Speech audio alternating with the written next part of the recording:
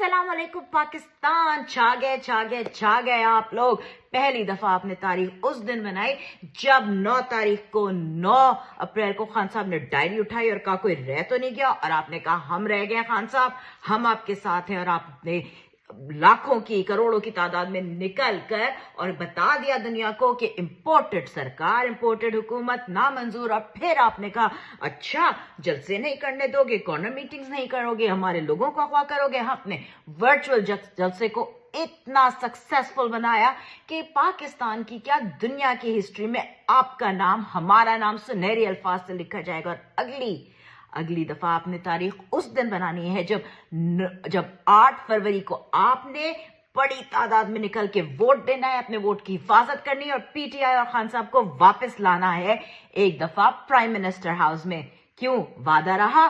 पाकिस्तान जिंदाबाद।